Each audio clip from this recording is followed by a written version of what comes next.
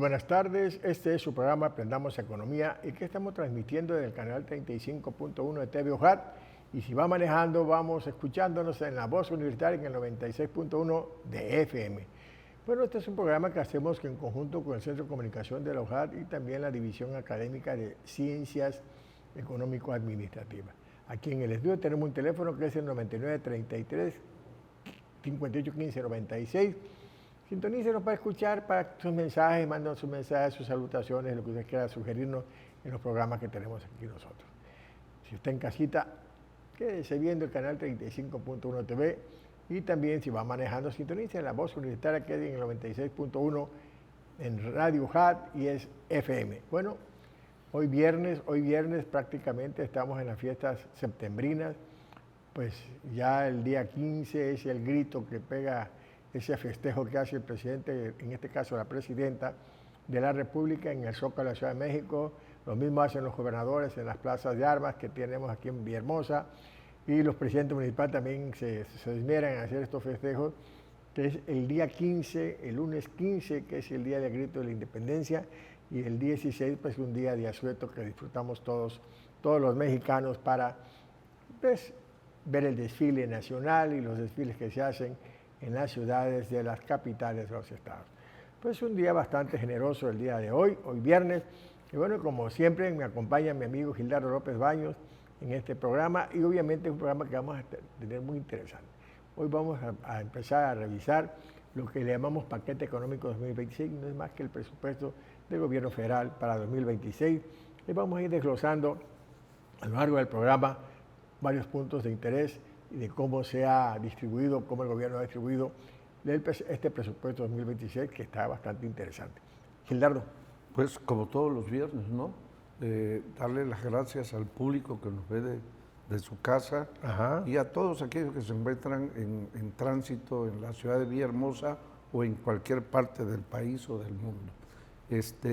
Hoy, como muy bien lo dices, vamos a estar de fiesta aquí en la universidad. Así es. De hecho, ya escuchamos el ruido aquí en frente a la rectoría. Un poquitito, porque también se escucha el ambiente, aquí, ¿no? Se escucha el ambiente, así que aquellos jóvenes o familias que nos están viendo y nos están escuchando acá en la universidad, estamos también de fiesta, conmemorando nuestra patria. Así es, yo invito a los profesores de ahí de la SEA, que están ahí en la sala de profesores, y a estos jóvenes alumnos que están aquí en clase, vayan al festejo, ya va a arrancar, ya además ya arrancó, creo, nosotros estamos aquí en el programa, y ellos están allá. El ambiente. Vayan por favor para allá. Bueno, pues vamos a empezar con nuestro tema. Hoy, el día de hoy, queremos dedicarle este programa al presupuesto que el gobierno federal genera para su gasto, la llamada inversión pública. Nosotros tenemos presupuesto de la federación. Al final de cuentas, ese gasto que el gobierno genera a raíz de sus impuestos y de otras percepciones que él tiene, que son los impuestos en varias versiones que hay, y también otras percepciones como la venta de petróleo, como también la venta de los servicios que él genera, en fin, todo ese cúmulo de dinero es parte de su presupuesto, y cuando a veces no les alcanza, pues pide prestado a la banca interna, o si se requiere también a la banca internacional. Y este tema que nos trae, le quiero comentar que el lunes, martes de esta semana, el secretario de Hacienda hizo entrega del paquete económico, que así se le llama, 2026. Lo fue a entregar a la Cámara de Diputados para que lo revisen, para que lo atiendan. Naturalmente que esto va a provocar en la Cámara de Diputados una serie de reuniones para revisar ese paquete económico, que no es más que el presupuesto de la Federación y las leyes secundarias que apoyan este presupuesto. El titular de la Secretaría de Hacienda y Crédito Público es el licenciado Edgar Amador Zamora. Es un documento que entrega, y ahí va todo lo que conlleva ese gasto del gobierno. Como decía él, es una hoja de ruta para un México más fuerte y más justo.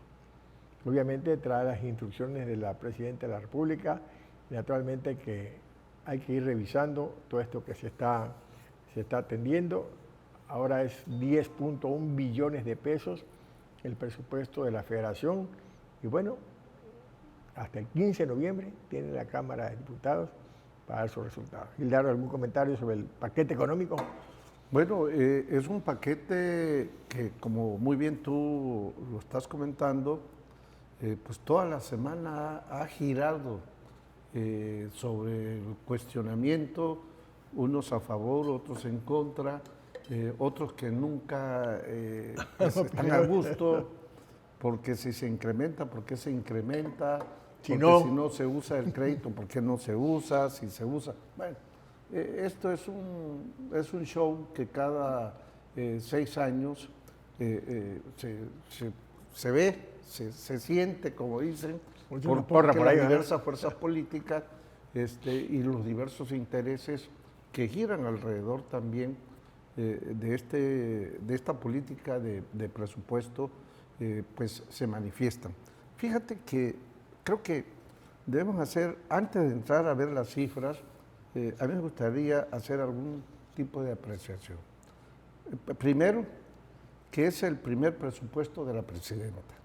Es decir, normalmente los presidentes salientes dejan etiquetado el presupuesto al que entra. Bueno, en este caso, el presupuesto de 2025 que se están ejerciendo actualmente es un presupuesto que la administración anterior elaboró. ¿Ya lo había dejado? Lo había dejado etiquetado. Bueno, este presupuesto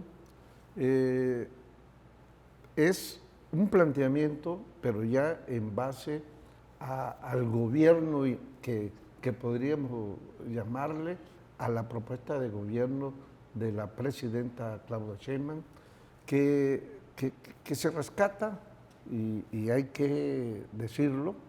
En primer lugar, se define, porque está a nivel constitucional, los programas sociales. Se garantizan los programas sociales. Son cerca de 987,000 millones de pesos. Del bienestar, 674. Nada más adultos mayores, ¿sí? O sea, todos los programas sociales. Del bienestar son 600. Cercanos, sí. Eso es un aspecto importante. Otro aspecto importante que vale la pena resaltar es que se continúa con el apoyo a las finanzas de Pemex, pero bajo una estrategia que implica toda una reestructuración de esta empresa, y que se especifica y se aclara muy bien. No tiene la capacidad Pemex para el monto de vencimiento que tiene en este año y el que viene para poder cubrir esos compromisos. Son 517,000 millones, y anoche, no sé si viste las noticias antenoche vi las noticias con la presidenta, donde decía, hace una explicación de cómo fueron endeudando a Pemex. Desde Calderón. Ajá, pero el problema es que decía, estamos bien, el presupuesto está bien, pero estaban horadando a la empresa de petróleo mexicano. Y ese fue el endeudamiento tan grande que tiene, y decía ella en esa entrevista que le hacen, en una mañanera creo que fue, decía ella, ¿sabe qué? Hasta 2027 es que vamos a apoyar a Pemex para que salga del bache que tiene. Y de ahí a Pemex entrará a unas finanzas sanas. Te interrumpí, hermano. No, eso que estás diciendo es correcto. Hay una claridad en el rescate a la industria petrolera. Claro. Y en ese sentido está el compromiso, se cargó en el presupuesto de este año, que no le tocó definir a ella, ¿no? Pero que hay una continuidad en el rescate para el próximo año, porque ahí se vence casi entre estos 2 años, casi el 40% de la deuda que tiene Pemex.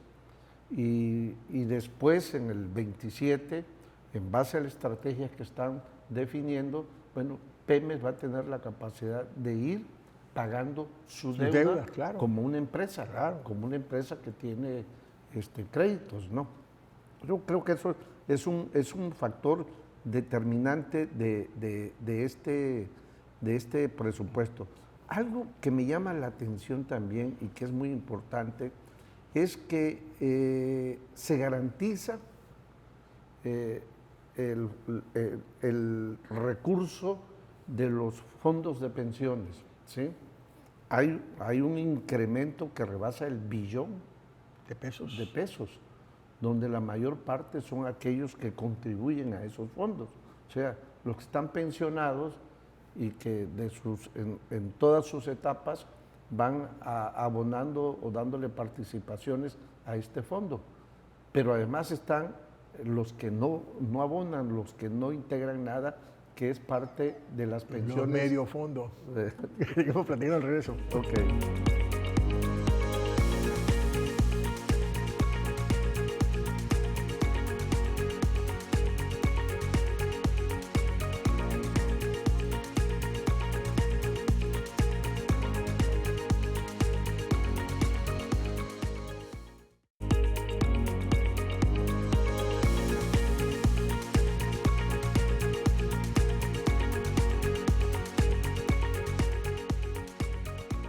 Pero sigo practicando este tema del paquete económico 2026, el presupuesto de la Federación con Gildardo. Y fíjate que yo en la entrevista que le hacen a la presidenta, o como en el programa de la mañanera, le hablaba precisamente lo que tú comentabas del presupuesto 25.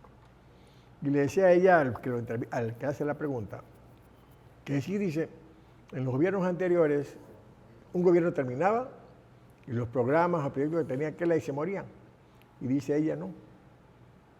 Lo que empezó este movimiento de la Cuarta T en el 18, programas y proyectos que hay, tienen continuidad. No se pueden cerrar, si no, no se consolidaría este movimiento del bienestar. Y es razonable. Yo no veo que haya cancelado ya nada, al contrario, los ha venido acomodando y ahí ha venido que se vayan consolidando todos estos programas de bienestar. Naturalmente que lo que están haciendo es para que todo quede en estos 6 años que le tocan a ella, y naturalmente que se quede consolidado para que venga en el año 2030, pues no tenga que mover nada, al contrario, ya son cuestiones contempladas en la Constitución. Te interrumpí hace un rato. No, sí, comentábamos los aspectos más importantes o más sobresalientes de este proyecto que se encuentra en la Cámara de Diputados para pues, aprobarlo o hacerle las modificaciones que ellos consideren convenientes. Fíjate que algo que hace mucho ruido para los analistas es el déficit del presupuesto. Del presupuesto, el déficit fiscal que le llaman con relación al PIB, ¿sí? En el último año del gobierno de Andrés Manuel, el déficit fue del 5.9. Hicieron un escándalo. En el primer año del gobierno de la presidenta Sheinbaum, que es este año 2025, ahí se planteó un déficit que iba de 3.9 a 4.3. Va a cerrar. O sea, hay una reducción en comparación al último año de gobierno de ANLO. Pero para el próximo año, con 10 billones, 10 billones punto uno y tantos, ¿sí? Milloncito que ya no se menciona, ¿no? Se plantea un déficit del 4.1. Es decir, hay una tendencia a disminuir el déficit fiscal. Y esto sin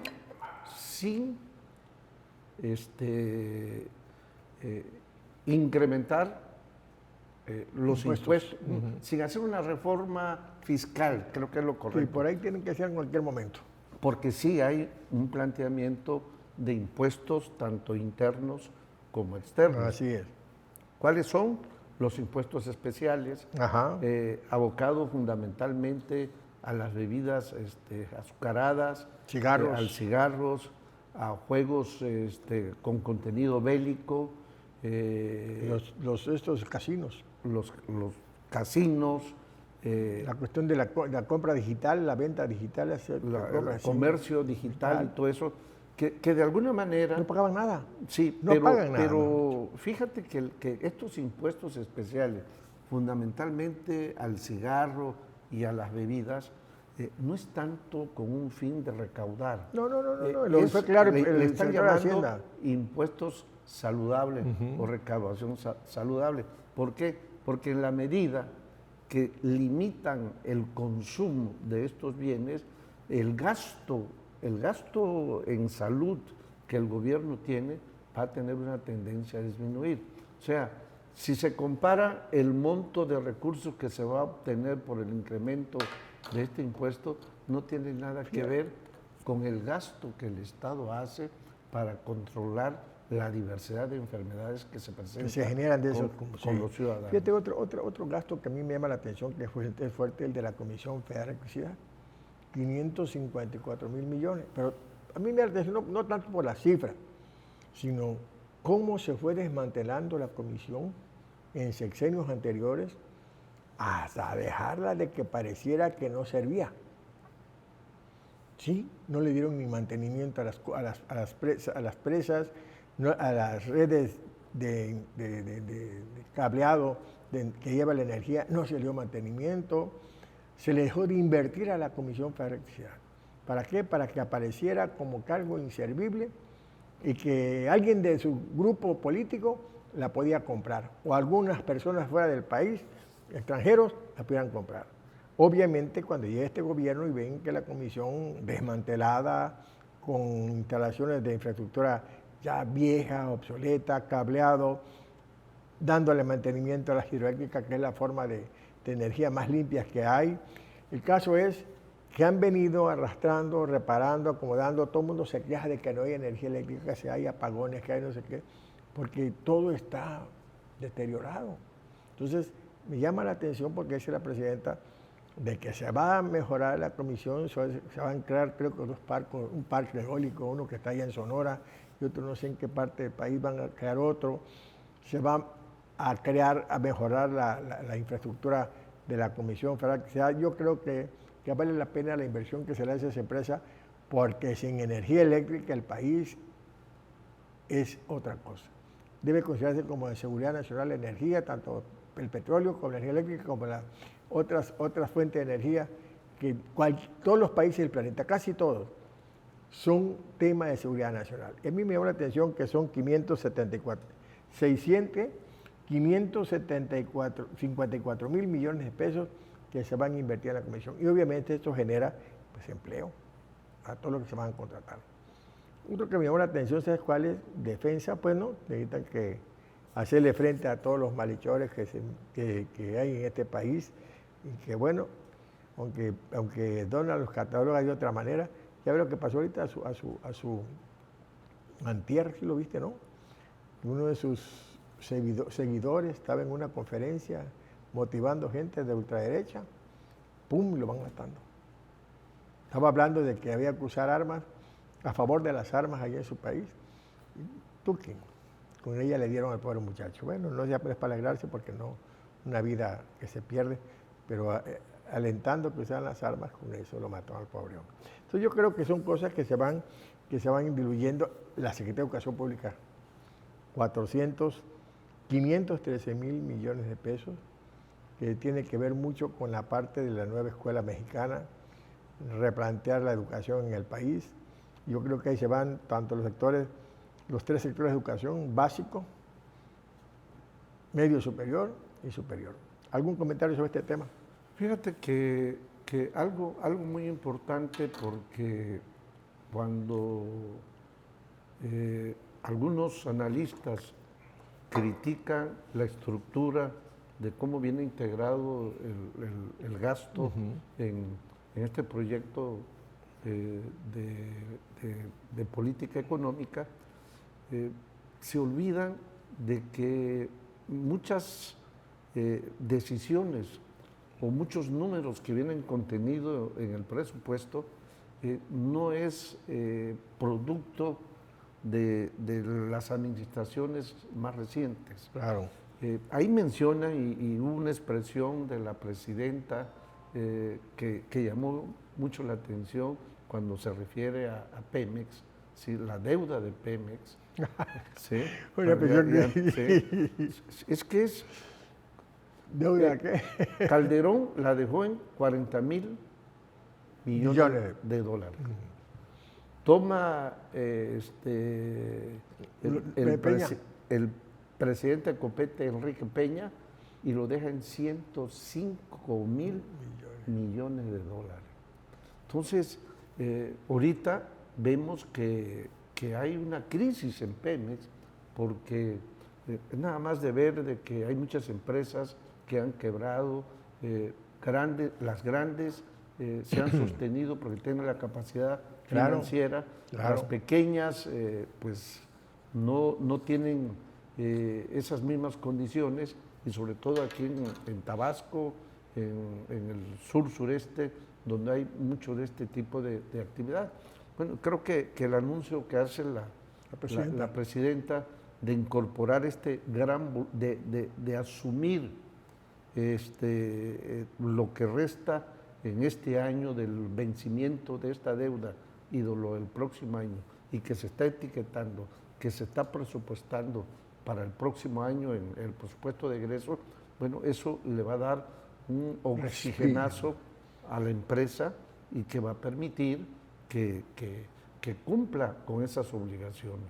Entonces, lo que tú decías, el martes en la noche lo dijo, que dijo de que hasta 2027 tienen contemplado ellos apoyar a Pemex financieramente, que como es tú, ya saca la cabeza de la Así es, ya el costo-beneficio le va a permitir con esas reformas también de carácter de impuesto que le hicieron a Pemex. Es que le endeudaron para que pueda manejar sus recursos y pueda implementar políticas de costos y gastos para la operatividad de la empresa.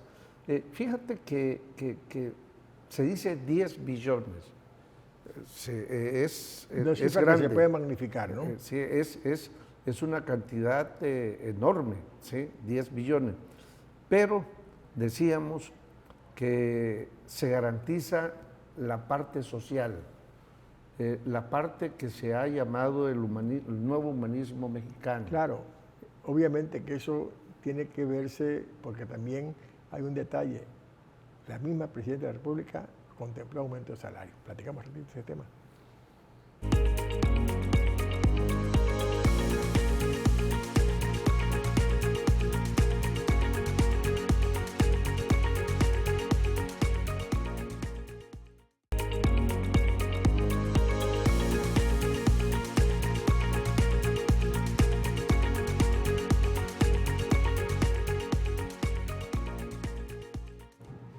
Platicando el tema, estamos analizando aquí en la mesa, Gildardo y yo, el tema del presupuesto de la Federación, un presupuesto, como decíamos antes del corte, que son 10.1 billones de pesos, que se ve una cantidad muy alta, pero el presidente decía de que viene el aumento salarial para los servidores públicos y viene el aumento de gastos. Obviamente, algunos organismos, algunas organizaciones, algunas empresas, más mejor dicho, algunas secretarías, direcciones generales, algunos organismos autónomos, han sufrido algún recorte. Por ejemplo, yo te comentaba antes que entráramos al corte, de que el Instituto Nacional Electoral, que en 2025 tenía 27,000 millones de pesos para organizar las elecciones, un dinero que se cuestionó muchísimo, porque es demasiado dinero para las elecciones, y obviamente el INE le reparte dinero a cada partido político, que en muchas ocasiones ni comprueban lo que se gastan. Ahí salen esos políticos con un montón de dinero en la bolsa. Ahora le disminuyeron a 22,837 millones de pesos. Hay los que están en contra del gobierno y que dicen, el INE, ¿cómo es? El INE no se toca. El INE no se toca, pues la reducción fue de 18.3% de su presupuesto. No protestaron, no dijeron porque es razonable. Es demasiado dinero que se le da a este instituto electoral para elegir cada 6 años un presidente, cada 6 años un gobernador, y ni siquiera mete las manos en las elecciones municipales solo cuando se hace a nivel nacional. Pero en las intermedias tampoco se hace un enorme gasto. Y de ahí repartir muchísimo dinero a los partidos políticos para sus campañas electorales. Yo creo que también ese es un gasto muy oneroso que debería de cuestionarse. Y el INE, pues dicen que ahí una vez escuchaba yo, no sé si viste esos que están en la televisión privada, de que obviamente nunca van a hablar bien del gobierno actual, que el INE el gran perdedor, porque ellos tenían una campaña que el INE no se toca. ¿Te acuerdas que andaban todos uniformados de color rosa y blanco en sus manifestaciones que hacían? Es que es razonable. 27 mil millones de pesos cada año, ¿para qué? Si no hay elecciones cada año. Entonces, es el que se le redujo. ¿Qué comentarios te merece el INE? Tú lo has dicho, o sea, tenemos una democracia que es de las más carísima a nivel mundial y está pendiente un planteamiento de reforma electoral. Así es. Donde hay una diversidad de duplicidad de funciones, ¿no? Yo creo que en los años electorales, como estabas comentando, bueno, hay un gran volumen de recursos que se le da a los partidos políticos porque nuestra política electoral, los partidos tienen financiamiento público y en ese sentido, en función a los votos, a militancia y a una diversidad de elementos que se toman en cuenta, se reparte una bolsa. Eso hace que se eleve bastante ese gasto. Pero yo creo que debe de tocarse, debe ponerse. Creo que el proyecto de ley está en algún cajón ahí en el Congreso de la Unión, por algunas razones. Hay aspectos que incomodan a mucha gente. Por ejemplo, un aspecto interesante que hace, que está caliente en esta semana, o sea, el famoso nepotismo en que si tú estás ejerciendo un puesto de elección popular, que un familiar directo no entre. Como está el caso de Zacatecas. Monreal. Los Monreal, dos hermanos y quiere venir el tercero. El hijo. El tercero, no, es hermano. Los hijos están preparándose. Uno que está en el Congreso. Sí, pero ¿es hermano de ellos también? No, no es un senador que es hermano de ellos también. Es hermano porque de yo ellos. vi un cachito en la noticia que estaba inconforme porque ¿por qué no hay chance de, oye, si no es de ellos, Zacatecas no frigue? Bueno, ese es un asunto interesante porque pues ya las condiciones políticas de nuestro país, la población es una población politizada, tiene otra forma de ver las cosas en el ámbito político-social. Imagínate que nada más pura familia, ahorita van dos, quiere el tercero y los sobrinos. Nietos también. Y nietos, ya. Ay, no, yo creo que ya. Y no nada más es el caso de Zacatecas. Hay en varios estados, así está la situación. No sé. Ese es un problema muy álgido que y la Morena, lo trae muy pendiente la presidenta, aliados, sí. No hay compatibilidad porque... También pues, intereses. Hay intereses. Es nada más eso. Imagínate, hay otro. Los verdes, que también quieren heredar puestos familiares. Sí. Y, por ejemplo, la repetición, ¿cómo se llama? La reelección de los que están en que yo creo que ya no posición. Se va a poder. No, pues ya ahorita lo están planteando. Es que no se ha modificado, no se ha hecho la reforma. No la han puesto en la mesa, pues. Sí. Entonces, ese es otro punto. ¿Cuántos? Eso de que no volver a reelegirse ya no. el de la familia, ¿no? Son 3 puntos que tiene ahí. Ese y con las pluris.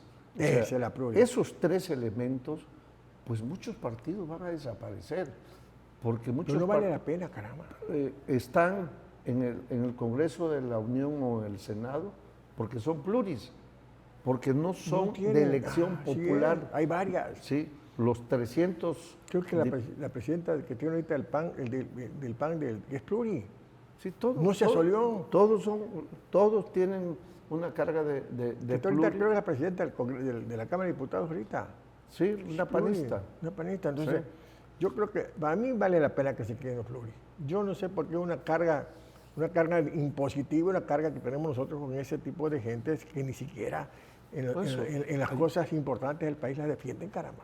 Hay que liberar recursos de este tipo de actividades que en su momento fue necesario, pero que actualmente ya no corresponde a las necesidades de nuestro país. De este momento, ¿no? De este momento.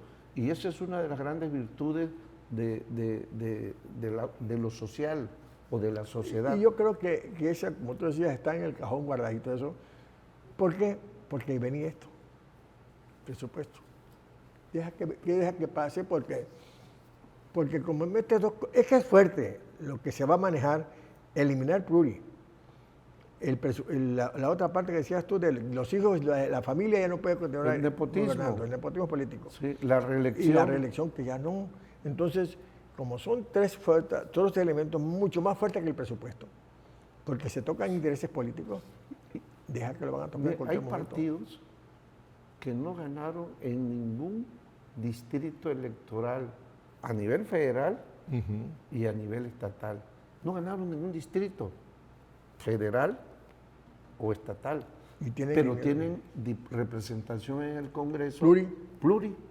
Entonces, si se quita el pluri, que además el gasto que significa todo eso, no va a haber, esos partidos dejan de tener presencia política en los congresos. Ahora están insistiendo en crear otros partidos políticos. ¿Es válido? No, yo le digo que no. Pero te digo, por ejemplo, los tradicionales no alcanzaron más que 6 millones de votos. Esos dos. O sea, ni siquiera deben tener pluri. ¿Sí me explico? Pues sí, eso tiene una tendencia a desaparecer. Pero regresemos al presupuesto. Al INE. Sí. Es que está bueno el comentario. No, pues es que el INE no se toca. Oye, la campaña esa, pues le quitaron unos 5,000 millones, tenía 27,000 millones cerraditos, hoy tiene 22, más de 4,000 millones le quitaron al INE. De veras que es mucho dinero que maneja el INE. ¿Por qué él toca el tema? Porque fue motivo de mucha confrontación política con la presidenta, de muchas marchas, de muchas hasta palabras ofensivas. Vi una señora esa que la fotografiaron groserísima, la pobre mujer, con todo lo que le dijo al presidente de la República. Bueno, en fin, yo pienso que fue una buena decisión de que se limitara el presupuesto del INE, y si se llega a lograr de que ya no hay reelección, controlar el nepotismo político, y la otra parte que fue los pluris, olvídate. Una buena reforma política. Estamos en otro ambiente. Exactamente. Fíjate, otra cosa que me llama la atención también, ¿sabes qué fue? El dedicarle dinero a la investigación. A esa secretaría de lo que antes llamaba SNI, que se creó la Secretaría ¿cómo se llamaba? De Ciencia, Humanidades y Tecnología. 34,000 millones de pesos, subió un poquito 1,000 millones. Porque la presidenta anda muy metida, como ella es científica, anda muy metida en esos aspectos de impulsar la ciencia. Ya ves que van a crear con un empresario mexicano, la construcción de esos chips que se habían creado problemas porque nada más lo produce China, ¿no? Ahora se crea esa empresa, la industria automotriz y eléctrica que también se está impulsando con una empresa mexicana. Vamos a tener nuestro carro. Ajá. Carro eléctrico. Me gustaría comprarlo, si puede, se puede. Avionetas ya. El avión que se construyó allá en Oaxaca para la cuestión militar. O sea, se le está dedicando a la investigación científica. Una gente como es ella, que es investigadora, que es científica, obviamente está preocupada por eso. Sigo platicando al corte.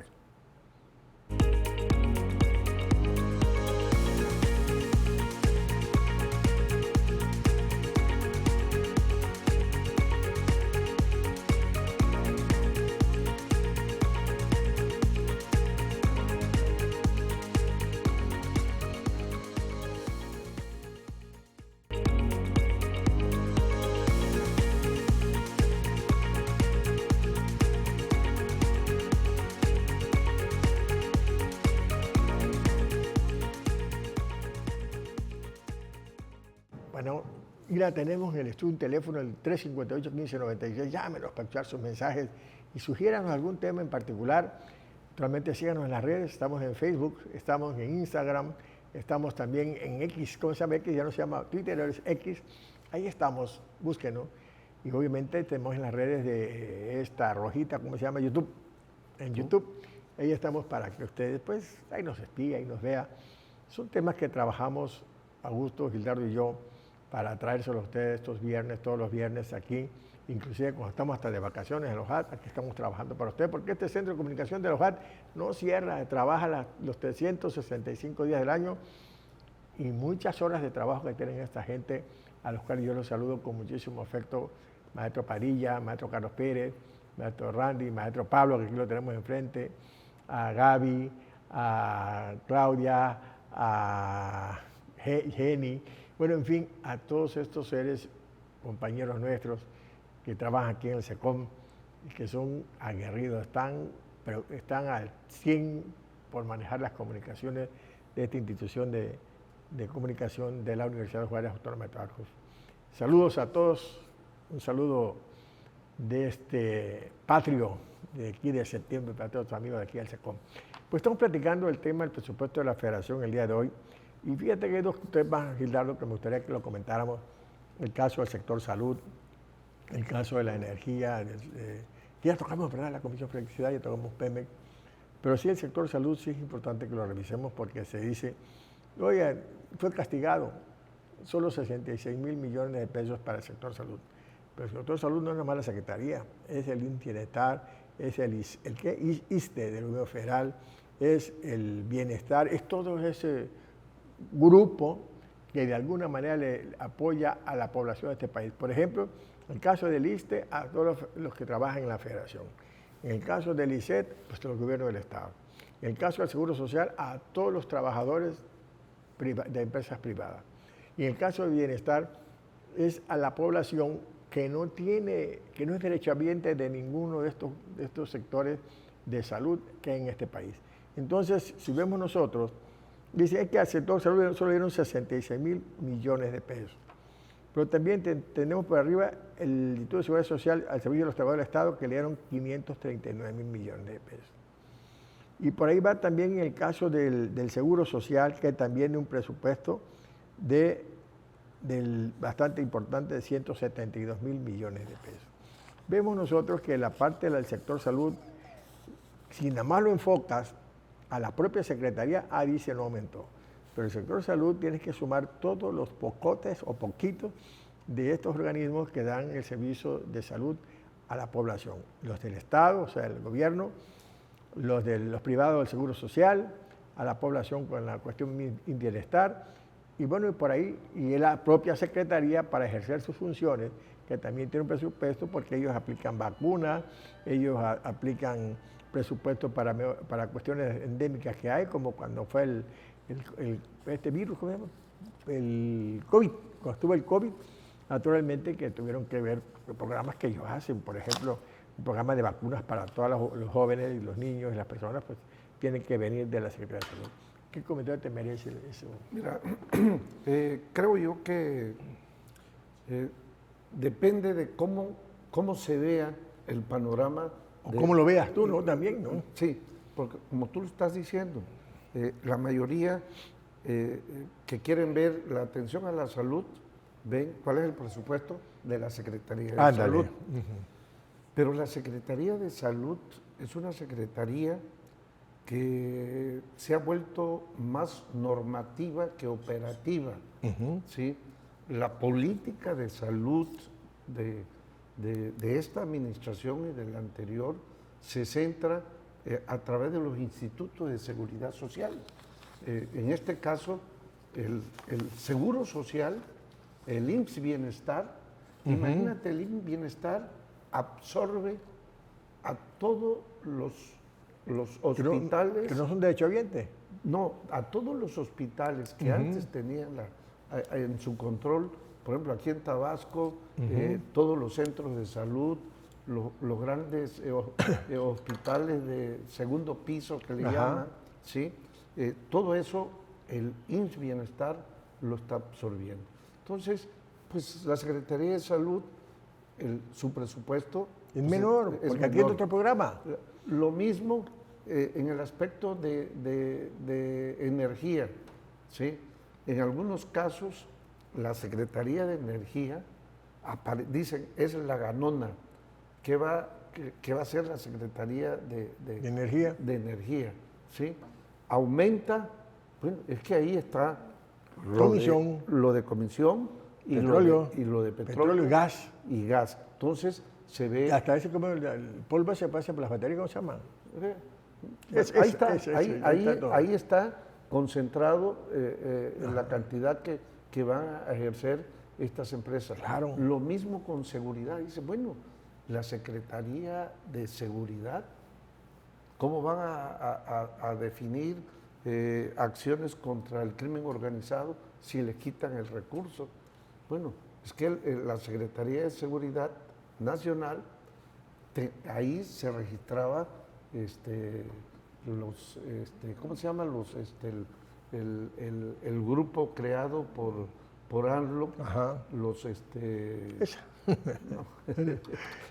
se fue a defensa, pues, ese grupo. Sí, se va a defensa, sí, pero ahora en defensa se presenta como que hay un incremento, como al rato van a decir que se está militarizándose el país porque el recurso se incrementa en la Secretaría de Defensa y no en la Secretaría de Seguridad, que es la que tiene la responsabilidad de atender este tipo de delitos. Sí, porque este organismo se crea con personas civiles. Y militares también. No, al principio con personas civiles que empezaron a reclutar gente para formarlo. Obviamente, quienes dirigen son gubernamental militar, pero estaba abajo, estaba solita. Y porque luchaba AMLO que se fuera a la defensa. Entonces, sí se incrementó el presupuesto de la defensa porque se abrió el presupuesto de la Seguridad Nacional. La Guardia Nacional. Se fue para allá la Guardia. Obviamente se va con todo, con el dinero que tiene. Y se ve abrutado el presupuesto. Sí, se llevan todo. Entonces, está en defensa. Sí. Y entonces, pues es que, como dices tú, con los ojos que tú lo quieras ver y con la mentalidad que lo quieras tratar, es que vas a ver o bueno o malo. No, y hay gente que se acostumbra nada más a andar buscando pretexto para estar sin analizar, sin revisar a fondo las cosas, nada más ven los cambios y a cuestionar, ¿no? A cuestionar. Claro, porque eso está. Porque hay razones, están como cuchillito de palo. Pero no encuentro razón yo para estar dándole duro a algo que es una verdad. Entonces, por eso esta secretaría, que era una secretaría, la cuestión de la defensa, de la nacional, de seguridad nacional. ¿sí? Entonces se va para allá, porque tienen que estar a cargo con alguien, pues los militares ponen orden, tienen una disciplina muy importante. A ver que esa secretaría, esa dirección que había cuando estaban los gobiernos anteriores, cómo se echó a perder, ¿no? De ahí nació esta Guardia Nacional, de ahí nació. Bueno, esa es una de las otras. Las otras que yo sí quisiera que revisáramos, ¿sabes cuáles? Las que nos competen a nosotros. Educación. Educación, más de 500 millones de pesos. 513 millones de pesos a la felicidad. Digo, a educación. Sí, ¿Por qué educación? Hubo un incremento. ¿Por qué educación? Un incremento importante. Yo creo que el gobierno actual, y desde el gobierno anterior hasta, más ahorita la presidenta Claudia Sheinbaum, le ha dado importancia a la educación. Ha sido el pilar fundamental, y debe ser el pilar fundamental del desarrollo de este país. Una población preparada, educada, en el sentido de la formación profesional, en todos estos sentidos en donde la población tenga que ser aportadora de algo a la sociedad. No puedes tener una población, mejor dicho, atrasada, sin formación, sin preparación, porque no desarrolla el país, no aporta al país gran cosa. Entonces, yo pienso que se está tratando de cambiar el modelo educativo. Ya ves que el nuestro se acaba de tratar y aprobar en el Consejo Universitario el nuevo modelo educativo de la UJAT, que también tiene que ver con la nueva escuela mexicana, con la cultura de paz, con todos los elementos que se requieren en este momento, y se aprobó. Y naturalmente que la educación es un sector que tiene que ver con nosotros, porque somos parte de este proceso formador. Aquí a nosotros nos toca la parte final del muchacho, el que viene desde la primaria, secundaria y prepa, lo formamos con alguna licenciatura. Oye, amigo, pues ya se nos terminó el programa. Y es de verdad que a revisar el presupuesto federal del gobierno federal de 2026 es para mucho. Bueno, señores. Hay que esperar que la Cámara... Lo revisamos nuevo. Despide el programa, amigo. Nos vemos el próximo viernes porque el tiempo ya se acabó. Nos vemos acá, les esperamos en la plaza, de la explanada de la UJAT. De Rectoría. Hasta el próximo viernes. Hasta pronto.